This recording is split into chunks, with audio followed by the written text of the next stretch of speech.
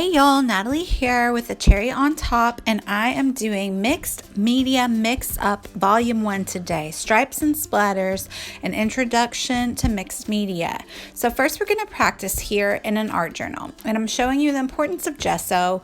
When you're going to add water to a page, you usually need gesso, and so I've used on the left side I've used a white gesso, and on the right side I've used that clear gesso. And I'm going to show you the difference. And first we're going to use a paintbrush. So it's always a good idea to have some paper towels or baby wipes with you. And obviously you'll need some water as well. I like to have a water for my paintbrush, and as well as a spray bottle of water. So first we're starting with a liquid watercolor. You'll get the same technique if you use a hard watercolor and add water to it as well. So this is probably the easiest way to start mixed media is with stripes. And so I'm just literally painting a messy stripe onto the page. And in this book, the white gesso and the clear gesso is pretty much going to be the same. The difference you'll see on a page is when you use it with some pattern. The white gesso will cover up a pattern paper, and the clear gesso will let the pattern come through. And now we're using acrylic paint. I just used straight acrylic paint. I did not water it down. And I'm just using a brush to stripe it onto the page. Super simple. It really can't get easier than that. But you can see that you see brush strokes, which is a look that you may want. But later we're going to apply with a palette knife, and you'll see the difference. And this is a spray. This is a Heidi Swap Shine, which we have in the store. I prefer to use sprays. You'll see me use sprays all over my channel. It really is applied with a brush, a lot like a watercolor. There's not much difference at all. But if you're going to do a stripe, other than spraying directly onto the page and letting it drip, this is pretty much the best way to do it, is with a paintbrush. Now I'm using a palette knife, which with watercolors is difficult and is not the technique I would choose to do. But you can see it does give you a little bit of a different look. It's harder lines, some swipes, which is cool. I do like that. It's just harder to pick up the watercolor on a palette knife. You can also use like a silicone wedge, or that little green Cricut kind of tool, swipey tool I showed earlier is what I use to apply my gesso a lot of times. The palette knife works really great with this acrylic paint here, and you can see it get these good swipey motions. I don't really know any other technical term to use other than swipey. But because the acrylic paint is so thick, this palette knife is perfect for using that. And then now we're going to use this Heidi Swap Shine, the spray again. And it's again going to be like the watercolor. It's really thin.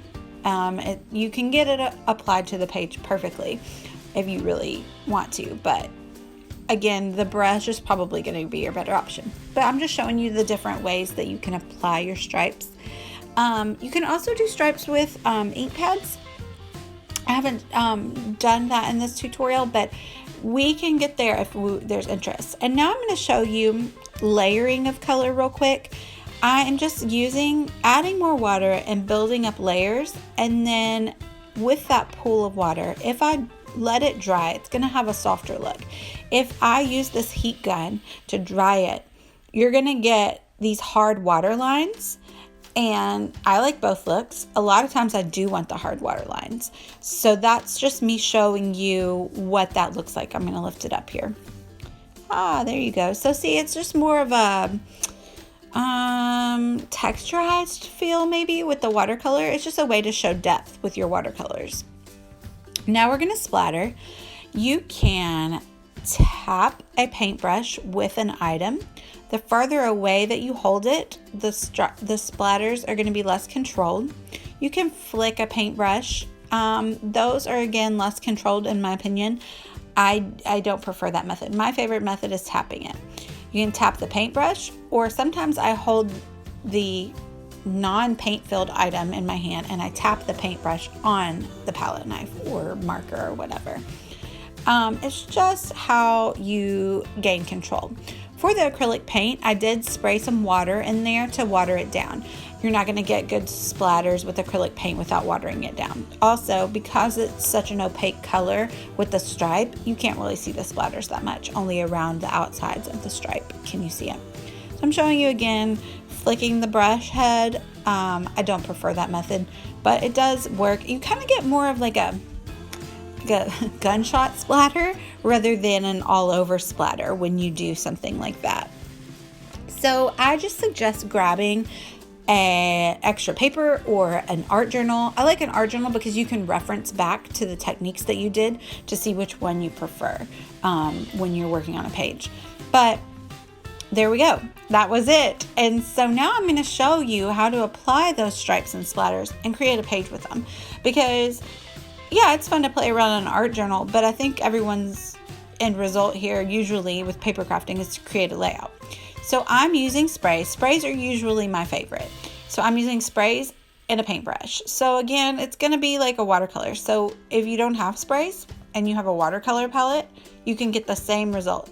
And again, with the layering, you're gonna get, with watercolor, you apply water, obviously, that will lessen the depth of color. And so in order to make the colors more vivid, you just apply another layer. And so you'll see me do that here. And so I'm going to do 4 stripes down the page. This is a photo of my brother and my 2 kids at the Grand Floridian before he got married.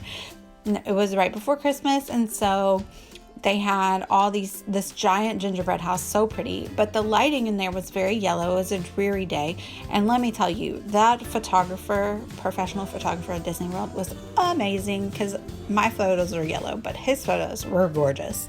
But I'm okay with it. I edited them, and so I picked these colors, these reds and browns, to kind of complement the way that they look in the photo.